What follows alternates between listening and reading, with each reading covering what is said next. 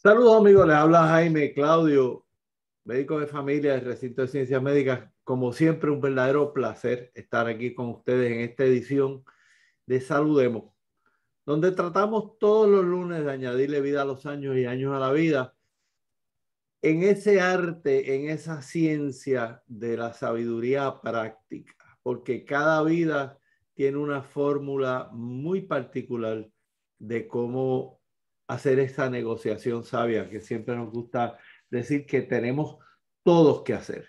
Así que hoy va a ser un programa sumamente fascinante para mí.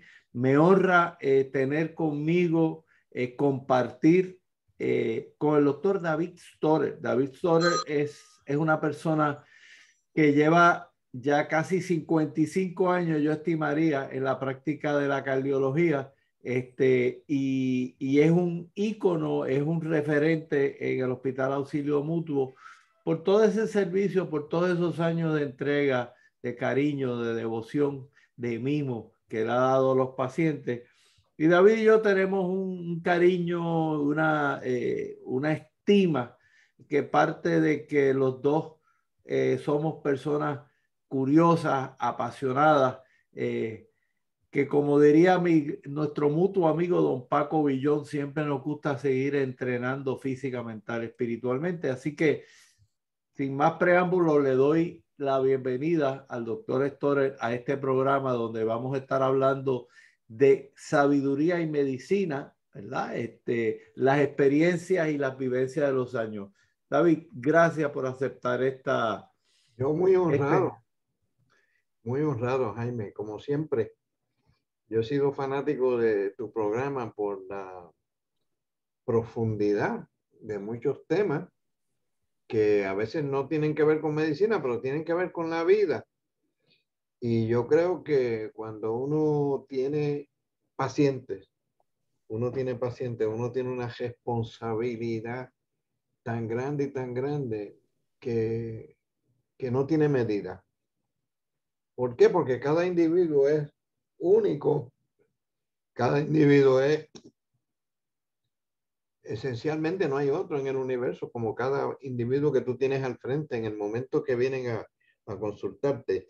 Y tienes que ponerte en la mentalidad de que esa persona es importante para su esposa, sus hijos, sus vecinos, sus compañeros de trabajo, y que la tienes que cuidar como se cuida una cosa bien preciosa, porque no hay más ninguna de ellas. ¿Ves? Y eso es lo que tiene que motivar a uno como médico en ese sentido. Por lo tanto, el conocimiento de la medicina es importante, pero hay que tener otras cosas que tienen que ver con el ser humano, que no son puramente ciencia médica y fisiología y anatomía. Por lo tanto, a través de eso, pues uno tiene que modificar su manera de pensar y aprender a oír a otros, ¿sabes? Porque el paciente es el que te cuenta. El paciente le da el diagnóstico a uno. No es uno dar el diagnóstico al paciente. El paciente te lo da y te lo cuenta en ajo y habichuela. Y tú tienes que convertir ese ajo y habichuela al lenguaje médico, a la semántica que usamos los médicos, que es de nuestra profesión. Y eso es quizás, y quizás no, es lo más importante en la brega médica. Dejar que el paciente te dé el diagnóstico. Y eso tiene un nombre, ¿sabes, Jaime? Se llama historial. Entonces, en el historial de él, tú tienes que intervenir de una manera que no lo convenzas de que sí tiene esto o que no tiene lo otro. Que no le dirijas la. Sí, no le puedes dirigir la conversación, tienes que oír y preguntar sin dirigir, porque así se contamina el cuento. Acuérdate, yo me acuerdo de Chencho, tú te acuerdas de José Eugenio López, que nos Nuestro decía, era un maestro. profesor nuestro muy querido, decía, mire, el médico tiene una fascinación, el paciente tiene una fascinación con el médico, que lo quiere complacer. Si tú le dices, ¿a usted le duele el pecho? te va a decir, sí, doctor, me duele, para complacerte, pero en verdad no le duele. O sea que tú tienes que dejarlo que él cuente y hacer preguntas inteligentes y no estar pendiente de que si el electro que dice, si los laboratorios. Eso viene después y siempre viene después. O sea que el paciente hoy en día necesita una cosa, hoy que se ha oído. Y con el revolú que tenemos en la vida, en la misma profesión, pues no hay tiempo. Y se pierde lo más bonito. Se Sí. pierde lo más bonito de la medicina, es de sentarte con otro ser humano que viene a pedirte ayuda, que está indefenso y que tú eres la fuente de esa tranquilidad y esa defensa. David, Pero ese poder ajá. se te presta, perdón. El poder que uno tiene como médico es prestado, no es dado ni comprado. Te lo prestan después que ven todo tu historial académico, personal, y todo eso, y te revisan, y te repullan, y te revolucionan, te revuelcan todo. Entonces te dicen, usted puede practicar esto, puede hacer este trabajo. Y yo a veces le digo a los más jóvenes, mira, y ese poder que tú tienes, porque cuando tú estás frente a un paciente, el que tiene el poder es el médico. Él es el que puede decidir o no decidir. Te hago esto, no te hago esto, te receto esto, ¿no? Y ese poder se te presta para que tú hagas una sola cosa. Una sola cosa. El bienestar del otro. El bienestar de esa persona que está ahí. Y uno tiene que asumir eso siempre que uno tiene a un individuo, a un ser humano frente, que viene con ansiedades, angustias, dolores, qué sé yo, lo que tenga, que quiere que alguien lo oiga. Hoy en día, pues desgraciadamente, el tiempo se practica a la velocidad del rayo y se pierde esa cosa preciosa que es el ser humano, ser humanista con los pacientes. Y David, yo y lo que digo, cuéntame una cosa. A mí me gustaría que tú nos hablaras de cómo tú a través de los años has aprendido a negociar este derecho y este estilo de práctica, ¿verdad? Porque siempre estamos como que en la encerrona, tú trabajas para una institución que tiene mucho tráfico de pacientes y que yo me imagino que a veces las directrices son, vamos a mover esos pacientes rápido.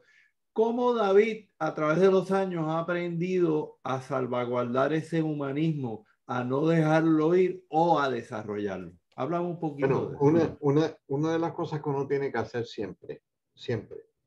Por ejemplo, yo veo pacientes en una clínica de cardiología en el hospital y el roster de la lista te da 15 minutos para cada paciente. ¿Qué pasa? Cuando el paciente llega donde ti, tú no sabes lo que te va a traer. Claro, no sé si son 5 o Puede decirte, 50, estoy ¿no? bien o estoy chavado, me pasa esto y lo otro.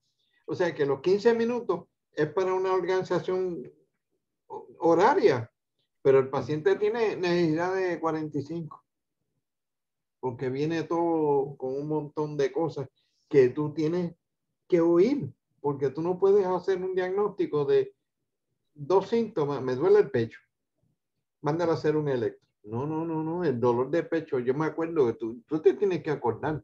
Me acuerdo, me decían, ¿qué 7 cosas hay que preguntar con un dolor? Y hay que Exacto. preguntarla. ¿Cuándo empezó? ¿Cuánto Sí. te dura? ¿Dónde se presenta? Que lo ¿Dónde se alivia. alivia? ¿Qué clase de dolor es? Porque el dolor a veces es quemazón, a veces son puyazos, a veces son presiones. Y tú tienes que hacer buscar esas 7 cosas. Y eso no se hace en 2 minutos. ¿Ves? Y entonces, pues uno ahí tiene que imponer sus criterios como profesional. Olvídate de los 15 minutos y haz las cosas bien hechas. ¿Okay? Porque a la larga y a la corta, tú vas a ser mejor profesional y él va a ser un paciente agradecido. Claro, claro. Y tú vas a ir para tu casa contento, satisfecho de lo que hiciste. Yo siempre digo que yo no voy a trabajar, yo voy a gozar. Cuando yo Válido eso, bregar válido con eso. seres humanos, yo gozo. Acuérdate que yo fui ingeniero primero y químico y trabajé en una refinería y hacía gasolina, diésel, bunker C, y era lo más interesante, pero faltaba el elemento humanístico. Por eso mi mujer insistió, ¿sabes? Yo no puedo hablar de mí sin hablar de ella porque tenemos 63 años de casado. ¿Ves? Ave María. 63 y 7 de novio. Yo la conocí, ella tenía 12 y medio y yo tenía 14 y la levanté. Ella dice que yo la levanté en buste, ella me levantó a mí. Pero anyway, hemos vivido una vida juntos y hemos trabajado. En la oficina ella trabajaba conmigo.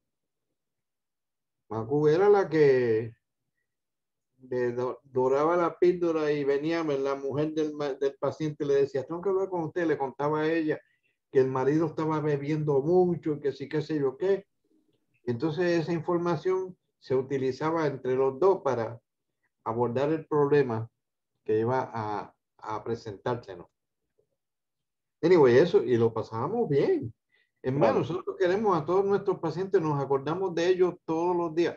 Hay algunos que me llaman y yo los hablo con ellos y esto, y otras veces me encuentro con otro que está bien enfermo ahora. Los otros días tuve uno que desgraciadamente murió porque tenía un linfoma, pero que fue paciente mío por muchos años y el papá fue paciente mío. Así que, tú sabes, Sí. ese tipo de gozo, se llama gozo, que tú tienes cuando tú practicas tu arte. La medicina es mucha química, mucha matemática, tiene mucha ciencia, pero tiene un componente de arte que Ujú. no se puede evitar.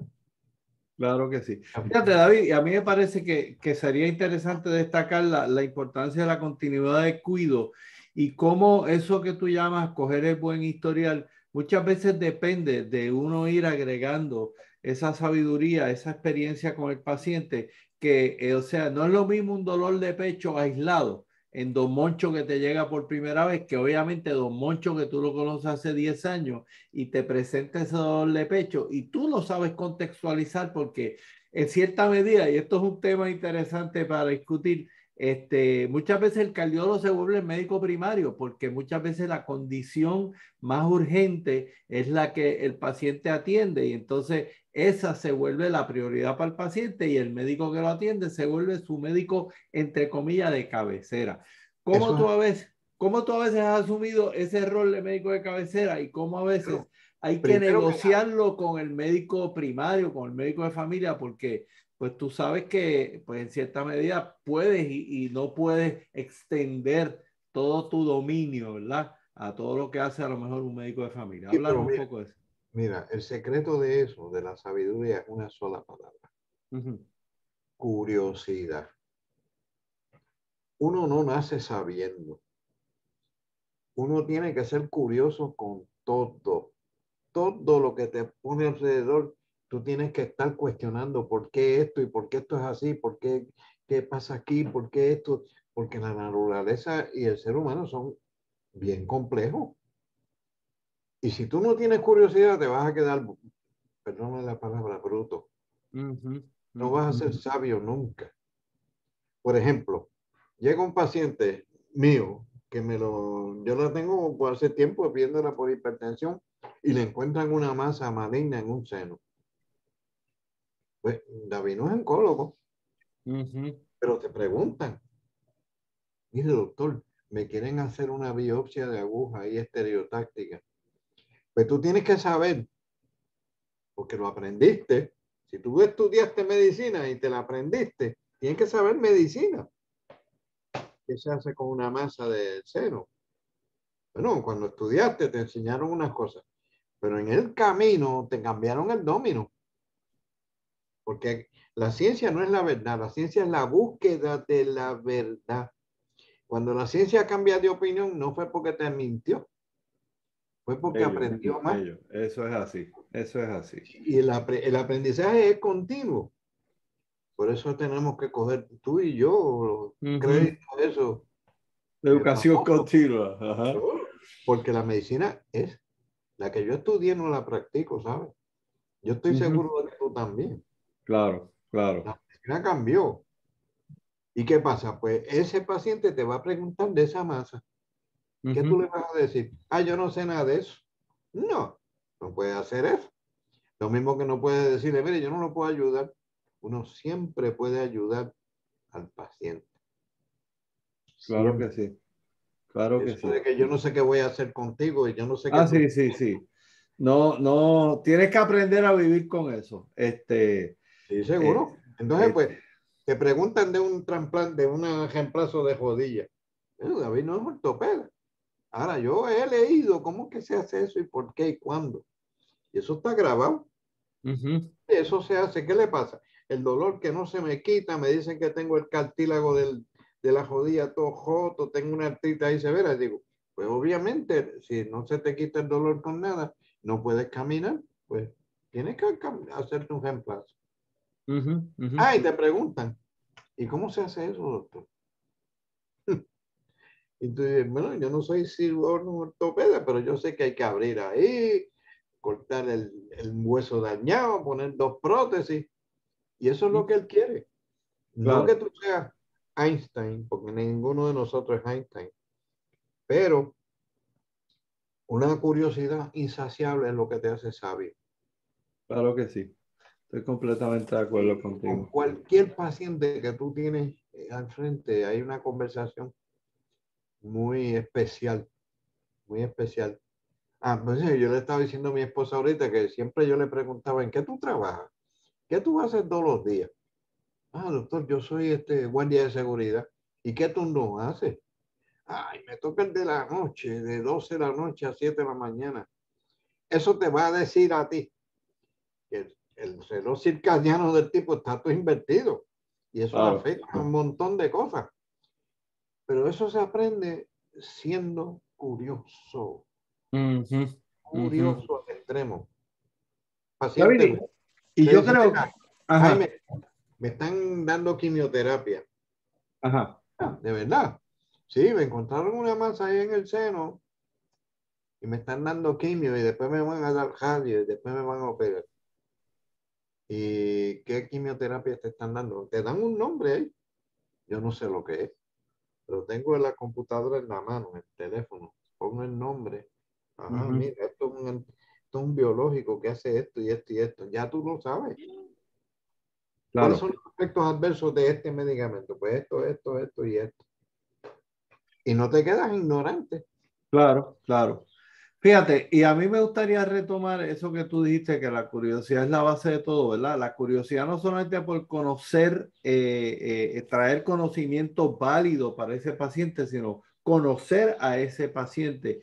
Ah, Y una de las cosas que a mí me gustaría que tocáramos es que eh, en términos de enfermedades cardiovasculares, me gustaría poner en ah, contexto pasado, presente y futuro, en el sentido de que con todos los elementos de factores de riesgo, la presión alta, el colesterol, azúcar, tú nosotros dijiste quizás la por... palabra, tú Ajá, dijiste la palabra riesgo, no es ajá, causa. Una exacto, cosa es tener el riesgo y la otra cosa es que sea causal. exacto. Pero ¿Eh? lo que quiero que nos expliques un poco es cómo al día de hoy, por ejemplo, nosotros estimamos, y ese estimamos puede cambiar, que quizás con todos estos factores de riesgo nosotros podemos predecir la mitad de los eventos severos cardiovasculares. Y es que hay una mitad de pacientes que presentan sin ninguno de estos factores de riesgo. Eh, Obviamente hay muchas cosas por descubrir, pero una de las que tú y yo reconocemos y subyacen y por muchos años como que la pichamos, la toreamos, es el efecto de la angustia y el estrés en el corazón, ¿verdad? Porque como el estrés es una cosa tan difusa, difícil de agarrar, no es fácil de medir, pues muchas veces, pues como volví te reitero, la pichamos, no le damos mucha importancia. Háblame tanto del estrés como de estos otros factores por conocer que pueden ayudarnos a ser mejores predictores de quién necesita más mimo, más tratamiento. ¿Y Mira, cómo tú ves este progreso en el tratamiento de la enfermedad cardiovascular? una de las cosas que yo siempre en la observación que uno tiene día a día con los pacientes, y como yo soy una persona de bastantes años, me acuerdo de cuando yo era joven, el estilo de vida que teníamos. Y tú comparas el estilo de vida de hace 50 años con el de ahora. Y ha habido un cambio garrafal, enorme. Que el estar vivo es un estresor. Pero Claro. tienes que sobrevivir. Tienes que darle comida al mecanismo y para mantenerte y al trabajar y moverte. Eso es un estresor, pero es un estresor natural. ¿Qué pasa? Hoy en día la gente vive a la velocidad del rayo. Y nosotros no estamos diseñados para eso. No estamos diseñados para vivir a la velocidad del rayo. Acuérdate que la evolución tiene un reloj bien lento. Y nosotros queremos vivir la evolución en 70. Y no puede ser. ¿Qué pasa? Una de las cosas importantes de hoy en día es que tú tienes que averiguar cuáles son los estresores crónicos que tiene ese paciente. Por ejemplo, hoy en día si tú te fijas bien, y el médico tiene que ser observador al extremo. Tú ves una gordura troncal en las mujeres, las patitas flaquitas y el cuerpo de grande arriba, gordo. Y eso yo me acuerdo de Cushing. El síndrome de Cushing. Un exceso de Que lo aprendiste en la escuela de medicina cuando tienes exceso de cortisol. Te pone así. Y yo me pregunto, yo no tengo datos, pero la pregunta me la hago. ¿Qué hace el cuerpo cuando está bajo estrés? Pues tiene dos mecanismos nada más, y se lo explico a los pacientes, dos, no son 5, son dos. Adrenalina, que dura poco. Cuando tú pasas automáticamente, adrenalina, te sube el pulso, traqueteas, respiras hondo, se te dilatan los bronquios, porque vas a coger o a pelear. Cuando eso se acaba, ¿qué mantiene el estrés? ¿Qué cosa necesitas para poder subsanar el estrés que sigue? La cortisona. La cortisona. Y si está estresado todo el tiempo, pues la adrenal sigue tirando cortisona. Yo no sé si se han hecho estudios de medir el nivel de cortisona en la gente durante el día, pero eso afecta el corazón. ¿Qué es el corazón? El corazón pues tiene una fama de que como es el órgano que se mueve cuando uno tiene emociones, lo podemos notar. Porque los músculos no, tú muy pocas veces sientes las tripas, ¿ves? Sin embargo se está moviendo. El corazón sí lo siente. Y muchas de las emociones se transmiten por esas hormonas a la bomba. Porque el corazón no es nada más que una bomba. Tiene un propósito nada más, uno, circular la sangre para mantener todo el sistema nutrido. Y eso es, ¿qué pasa? No puede descansar. No puede descansar porque si descansa más de 6 segundos, pierdes el conocimiento y te escocotas. Por tanto, ¿qué puede afectar al corazón este estresor continuo? Y esto se sabe de la literatura, esto no es nada nuevo, no estoy descubriendo la rueda. Se sabe que el estrés continuo, de estresores de adrenalina y cortisol y el estilo de vida, afecta las arterias. Afecta las arterias. Yo me acuerdo de un amigo cardiólogo de Arizona que se llama Dave Buell, que nunca practicó cardiología con seres humanos, la practicaba con chimpancés. Yo lo invité y vino de Arizona a dar una conferencia, una cosa que organizamos en el Cerro Noval, y me senté con él en la barra a darnos unos traguitos. El tipo era bien inteligente, bien así como nosotros, que nos gusta de todo. Y yo le dije, ¿qué es lo que tú haces con los chimpancés? Pues mira, los chimpancés son monógamos. Ellos tienen su hembra, una. ¿Qué pasa? Yo tengo una jaula, tengo un matrimonio del chimpancé en esta jaula. Y en la jaula de al frente tengo otro macho. ¿Ok?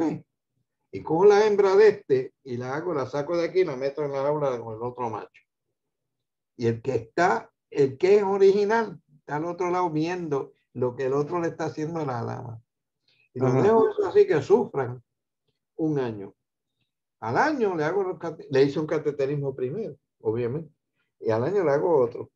Si tú supieras que esas arterias están bastante enfermas, cuando no tenían enfermedad al principio. O sea que ese tipo de estresor continuo tiene un efecto en las paredes. Acuérdate que las arterias están vivas.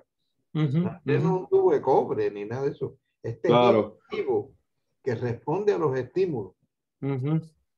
Y si tú tienes la presión alta dentro de las arterias, la arteria responde para atrás, aumenta el músculo en la pared, se pone más rígida, más dura.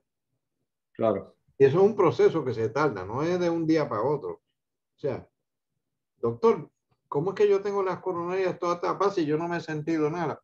Sí, porque tiene que llegar a un momento donde el flujo se restringe por cuestiones físicas y de movimiento de fluido, que la arteria se reduce a la mitad en el diámetro. Y eso matemáticamente quiere decir que el área del lumen se reduce 70%. Ahí es que es crítico. Ahí es que empiezan los síntomas. La Claro. otra cosa que pasa con esto de los infartos y todas estas cosas es que de verdad es un accidente. Hoy en día sabemos que para que se tape una arteria con un coágulo, que no se supone que esté en una arteria donde está circulando la sangre. Si la sangre se estanca, se forman coágulos. Si se mueve, no. Y llega un coágulo y se forma y tapa una arteria coronaria y la tapa más de 2 horas, pues el músculo que depende de esa arteria se muere y se reemplaza por cicatriz. Eso es lo que es un ataque al corazón, un infarto. Pero Fíjate. Perdón. ese accidente tiene que ver con una lesioncita que está dentro de la arteria que se llaman placas. Y siempre nos ha intrigado por qué en la arteria, yo que he hecho un montón de cateterismo, tú tienes una placa aquí ateromatosa, la arteria está perfecta, normal. ¿Por qué ahí? ¿Y por qué no acá? Ya, eso es una contestación que no tenemos. ¿Por qué se forma esa placa ahí? Nuestros colegas patólogos dicen que eso es como un mecanismo de arreglar una lesión, una cicatriz en la parte interior de la arteria que se llama endotelio. Claro, Y es eso, como si tuvieras un tajo por dentro. ajá, lo has dicho perfecto, como siempre. Tienes un tajo dentro de la arteria y ahí viene un proceso donde se deposita colesterol, las células de espuma que se oxidan el LDL, etcétera. Una serie de cosas bien complejas que sabemos que existen. Y ahí se forma esa placa. ¿Qué pasa? La placa al principio, la gente no entiende esto, es bien débil. Cuando tiene calcio ya, eso es un canto de piedra ahí, eso ya no va a molestar. Pero cuando estás joven, que tiene mucha grasa, es fácil de que se rompa. Al romperse, se expone el colágeno a la circulación. Y las plaquetas son locas con el colágeno. Y para que se forme un coágulo, tienen que juntarse las plaquetas ahí, se activan. Y viene el proceso de la cascada esa famosa de formar un coágulo. Ese coágulo puede hacer dos cosas nada más: quedarse o romperse. Si se rompe, el dolor de pecho se te quita, porque el coágulo empeora la obstrucción temporariamente y te da un dolor en el pecho, una cosa, y de momento, ¡pap!, se te quita. Y tú no le haces caso. Fíjate, se me quitó el dolor. Zángano, yo sé lo que pasó. Lo sé por experiencia y por estudio, que se te formó un coágulo ahí y se te rompió.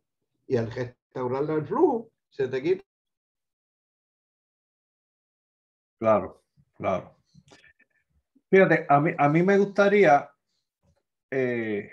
no sé si te perdí, creo que está frisado. ¿Estás ahí? Vamos a ver. Estamos, amigos, en conversación con el doctor David Storer, cardiólogo. Es posible que hayamos perdido la comunicación con él. De momento, estábamos hablando precisamente de la naturaleza de ese coágulo que empeora, produce el dolor de pecho y entonces puede que se aminore esta molestia porque se resolvió. Hemos perdido al doctor David Torres, pero ya mismo nos comunicamos de nuevo con él. Y este tema es bien importante porque estamos hablando del efecto del estrés en el sistema, en el corazón y la importancia que tiene poder mitigar el efecto del estrés destructivo, porque el estrés es esencial, como decía el doctor David Torres, para la vida. Todo lo que hacemos que envuelva adaptación, cambio, pues envuelve un requisito de energía, de ajuste o de cambio. Y eso es parte del fenómeno del estrés, parte de un fenómeno indispensable, porque si usted no tiene un reto para cambiar o mejorar, pues obviamente usted se va a sentir que no está viviendo la vida a plenitud. Pero por otro lado, si el estrés se le sale fuera de control, como estaba diciendo el doctor Storer, usted se siente que está continuamente activado en una alarma, pues no estamos, aquí estamos de vuelta. Vamos a ver. Vamos a, tienes que quitarte los mute. Estás en on mute, David. Vamos a ver si. Vamos a ver.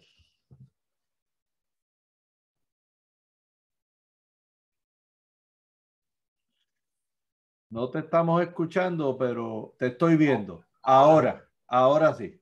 Ahora Okay. sí. Mira, te me fuiste y estaba resumiéndole a la gente la importancia del estrés y estaba explicándole, como ya tú le empezaste a decir, que el estrés es indispensable para la buena vida, porque si usted no siente una demanda o un requisito de cambio, pues usted no mejora, no progresa, pero obviamente cuando ese proceso de cambio está fuera de su control, usted percibe que usted está contra la espada y la pared, no tiene tiempo, no tiene los recursos, pues entonces como el doctor Stoller nos estaba diciendo, usted empieza a liberar no solamente la adrenalina, que es lo que lo bombea a corto plazo, sino esa cortisona a largo plazo que mantiene esta respuesta de alarma. Pues entonces es que nos metemos en problemas. Acuérdense que una cebra en la sabana ve a un león y prende toda la adrenalina y la cortisona y sale a correr y dice, Dios mío, aquí me va la vida. Y obviamente cuando logra superar la situación y deja atrás ese león, tiene la habilidad de evocar esa respuesta a relación y decir, esto ya pasó. O sea, la cebra no se queda diciendo, espérate, el león está por ahí. No, o lo vuelo o no lo vuelo, o lo veo o no lo veo. Así que el estrés es muy importante controlarlo. Y David, a mí me gustaría que esto es algo que yo he aprendido con el andar de los años, es tratar de explícitamente decirle al paciente cómo puede mejorar su manejo del estrés, ¿verdad? Yo siempre le digo, usted tiene que buscar una respuesta de relajación a voluntad con la música, y podríamos hablar de la importancia de la música en nuestras vidas. Y usted tiene que aprender a coger esos pensamientos fatulos que le añaden leña al fuego y a controlarlo. Así que fatulos, sí, sí, disfuncionales, que no lo llevan a una buena a una buena respuesta. Una receta para eso. Zumba. Primero, tenemos que buscar en la música, primero. No sé si es clásica o popular, pero música buena, porque hay una música estridente que lo que te hace es que te pone peor. Tienes que buscar una música que promueva la relajación, la lectura, la poesía, ir a un museo, ver pinturas de otra gente que en otro tiempo no existía la fotografía y todo se llevaba a pintar. Todas esas cosas que parecen que no son trascendentales, sí lo son. Y eso además te hace buena persona a ti, porque viene un paciente, acabo de llegar de París, doctor, y tú no sabes qué carajo es París. ¿Cómo tú puedes hablar con él? ¿Cómo tú puedes establecer una conversación?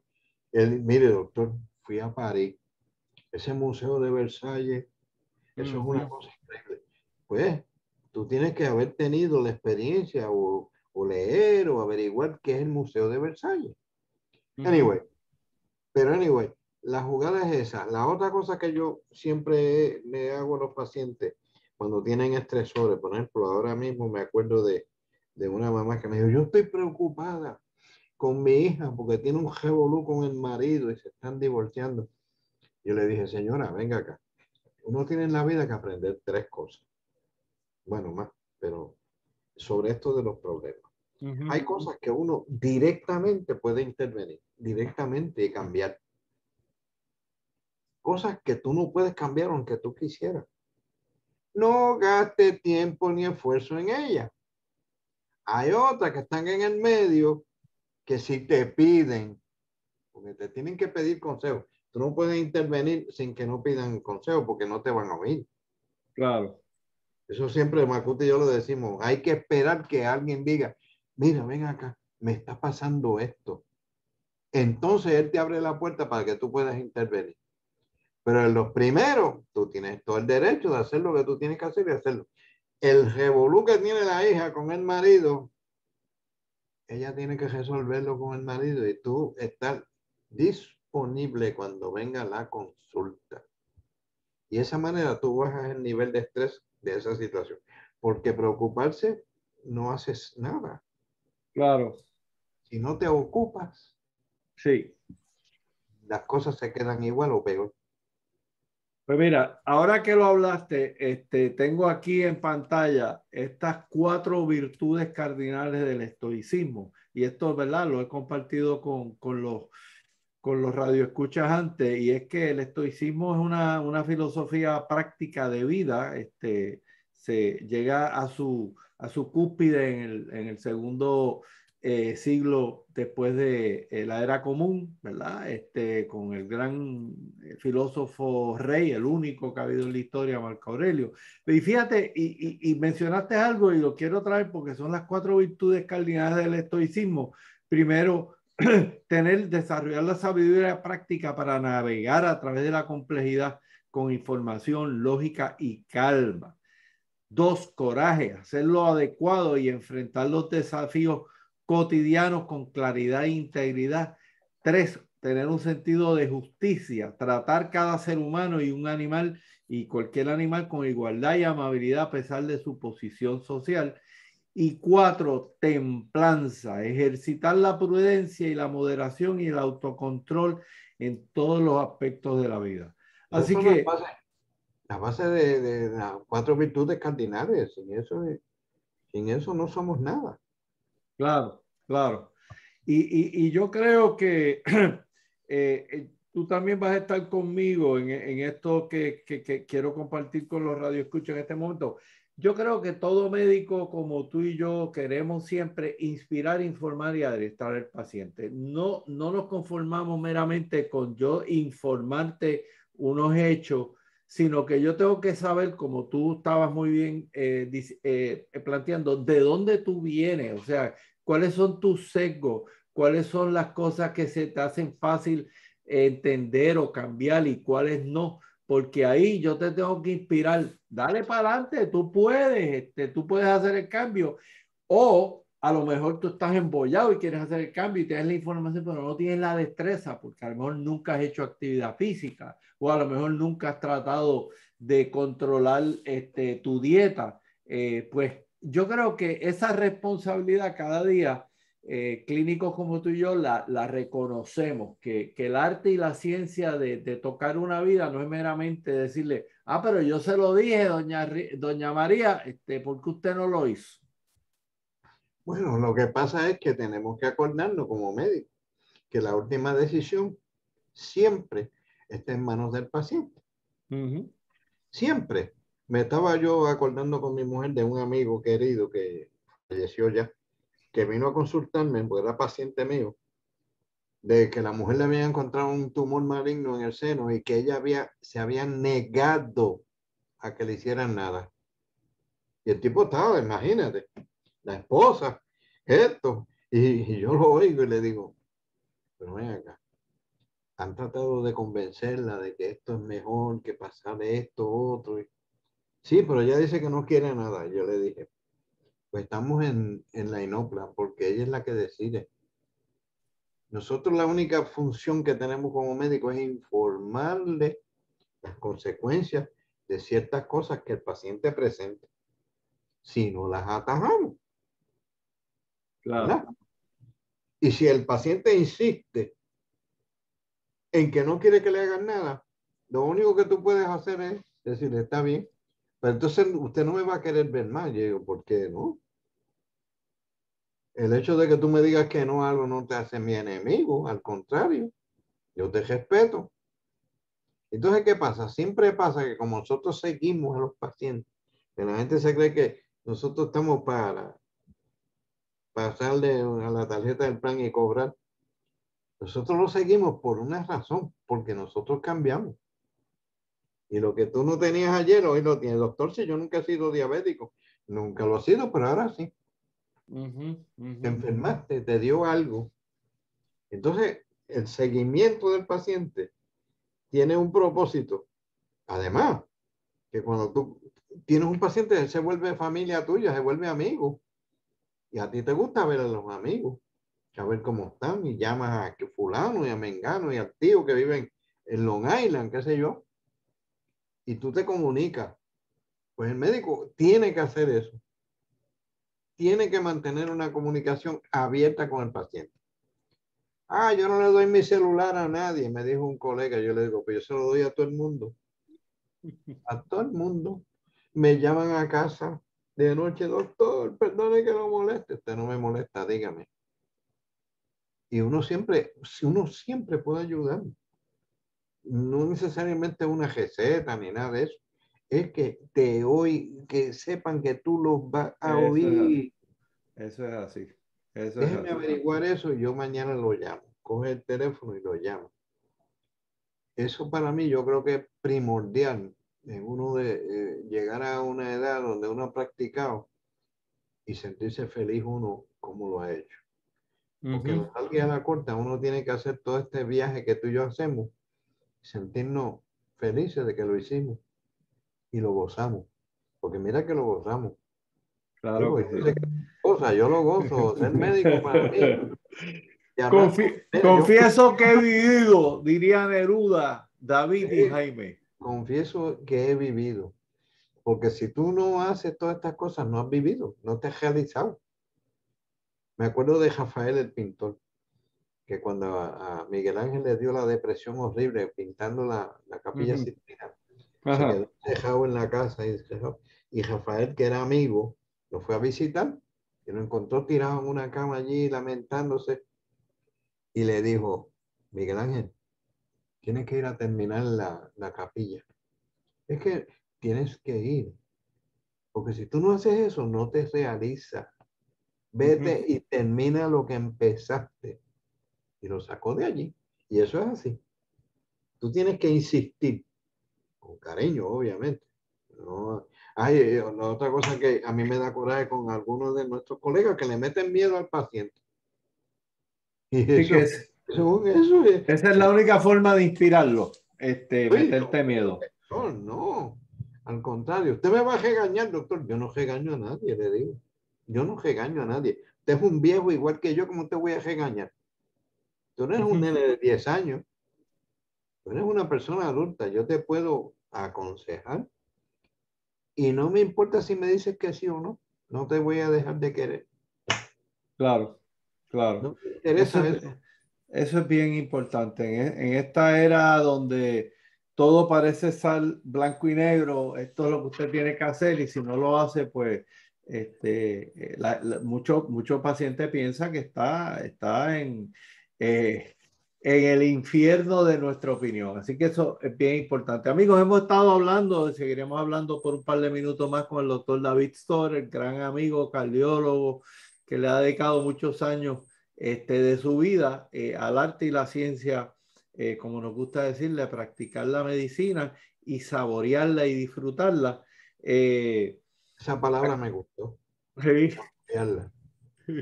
Saborearla. saborearla. Y fíjate, a mí me gustaría terminar esta primera intervención. Vamos a tener varios conversatorios con el doctor Storer. Hablando un poquito, que es que me está llegando este reclamo de unos radioescuchas, que hablemos un poquito de cómo ha ido cambiando el manejo de la presión alta.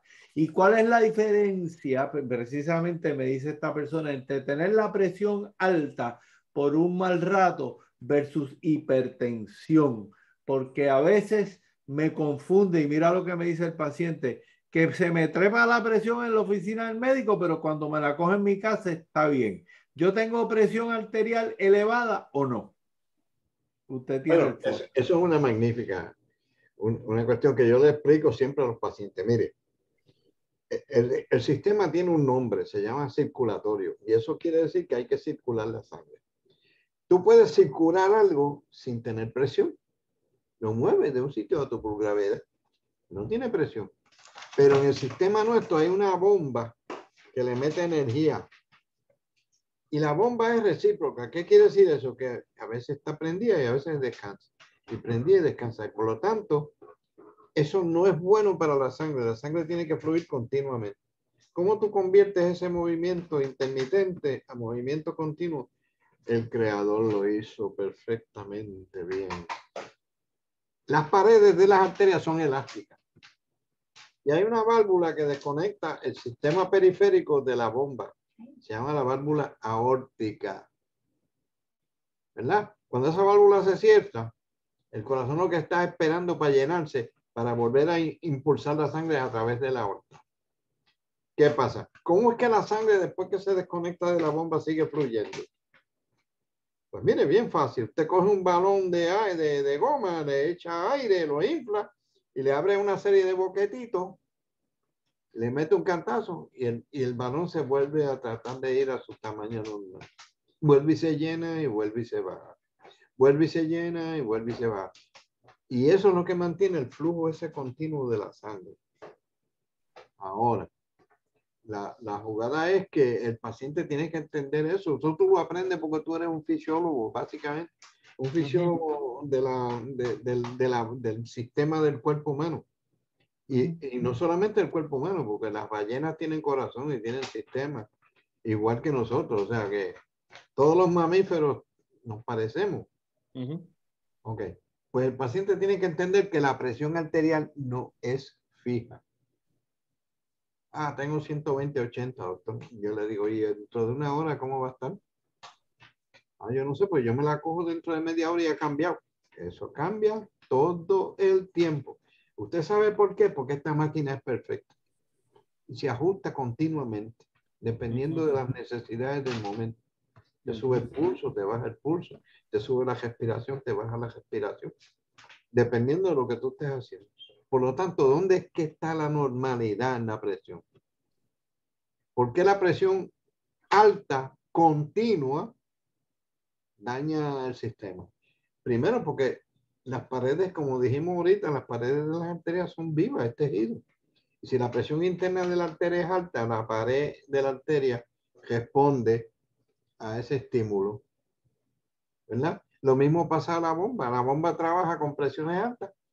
Mire, no va a durar. Es como yo le digo, a veces usted compra una pick-up que está diseñada para cargar una tonelada, vamos a decir, y usted la carga con 3. ¿Te va a durar lo mismo? No, porque está fuera de diseño. Y el diseño nuestro es un diseño que tiene una ventaja, que cambia y se mejora y se disminuye, ¿sabes? Pero eso es así, o sea, si tú tienes que utilizar tu sistema de una manera exagerada, no van a durar lo mismo que si los utilizas normalmente. Por lo tanto, la presión arterial no es fija. Claro. Pasa un mal rato con la mujer, dejamos adrenalina, te coge la presión, la tienes alta. ¿Soy hipertenso? No necesariamente. Claro. Necesariamente. Es el acto, o sea, es el proceso de sostener esa presión prolongadamente elevada, sin ton ni son, lo que empieza a cualificarnos así. Dime una cosa, y esto es bien importante también que yo quiero aclarar. Mira, hay otra cosa, perdona. Ajá. Dile al paciente ese que tiene el síndrome de la bata blanca. Por eso ya yo no me pongo la bata blanca. Porque yo le digo, ¿a usted le pasa eso cuando viene al médico? Sí, pero no tiene la bata blanca, es el médico. ¿Qué pasa con el médico? El Sí, médico te puede sí, dar buenas noticias o te puede dar noticias malas. eso es Que así. tiene la aprehensión del individuo normal. ¿Qué me va a decir el doctor? ¿Qué me va a Claro, decir? Estoy claro. chavado, estoy malo, no tengo nada. Eso de que no tiene nada, eso es embuste. Todo el mundo tiene algo, ¿sabes? Sí. Y, Pues, y pues tú le mira, tienes que no, decir, mire, cójasela en la casa, claro, apórtela y me trae el log. Y eso exacto. es una información que yo tengo. Mira, para allá, este tipo, adiós, ¿qué pasó aquí? Ah, que tuve una discusión con la doña y, ajá, y te cogiste la presión, mira dónde te trepas. No discutas con la doña. No te pase esto. Ah, y eso Sí, sí, sí. es un proceso educativo que el médico tiene que tener todo el tiempo con el paciente. Claro que sí. Fíjate, y lo otro que para ya ir terminando, porque la hora se nos ha, deliciosamente se nos ha ido rápidamente. Eh, Ha pasado chulísimo. y no, no, se nos quedaron muchos temas en el Ah, tintero, no, pero fíjate.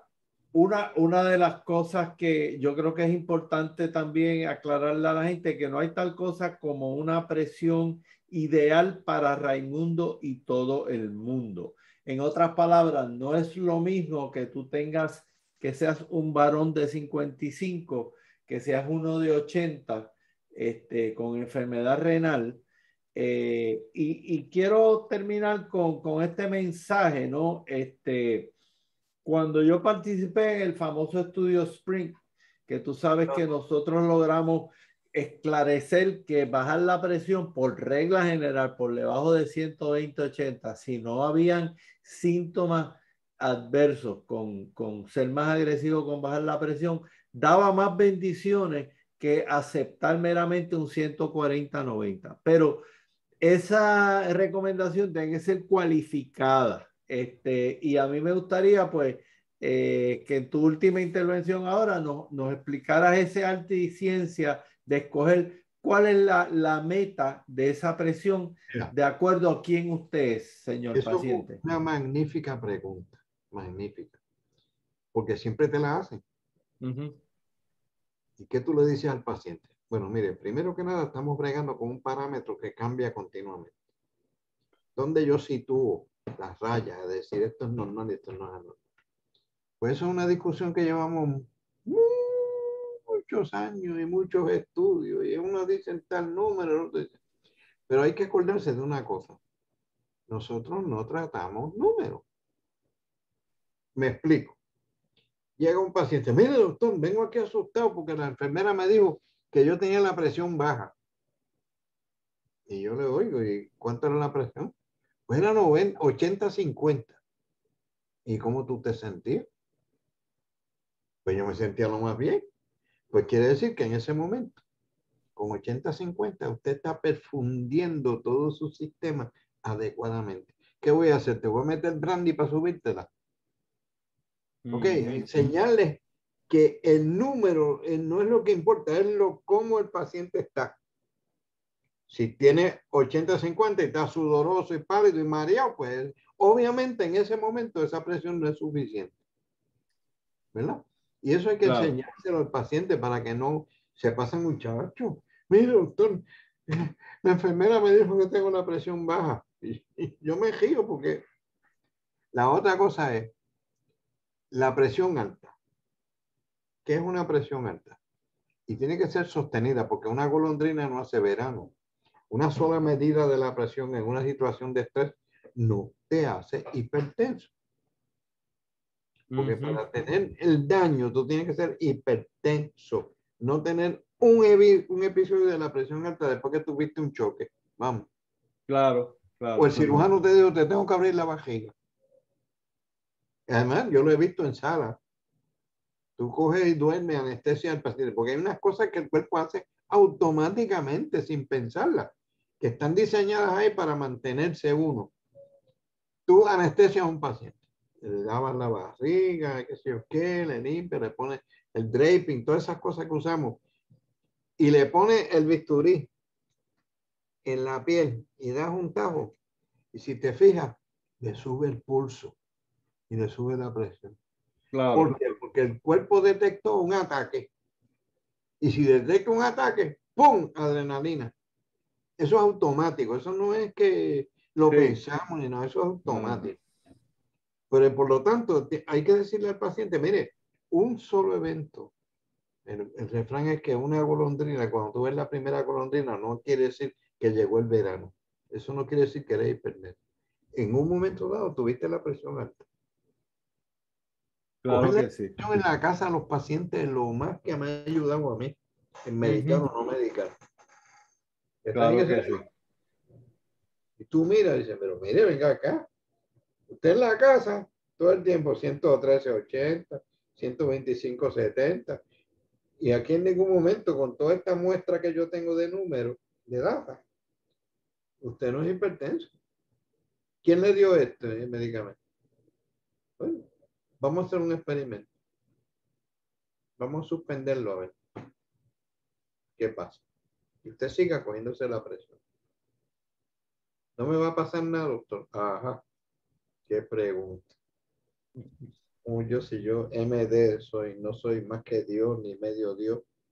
Yo no sé. Nosotros, los médicos, hacemos experimentación. No se crea que es una cuestión. Siempre hacemos un experimento. Yo le voy a dar un medicamento nuevo a fulano. Yo estoy haciendo un experimento. Si le cae mal. Porque pasa.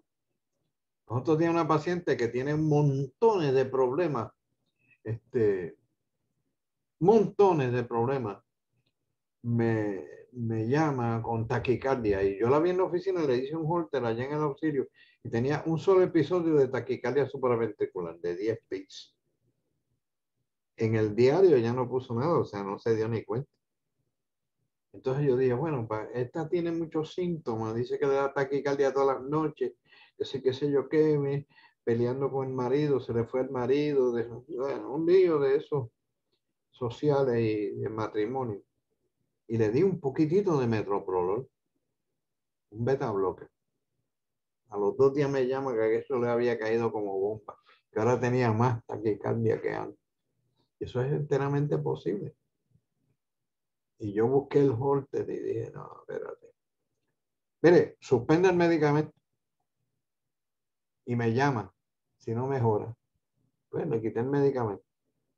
A veces hay que quitar y no recetan. Claro, claro.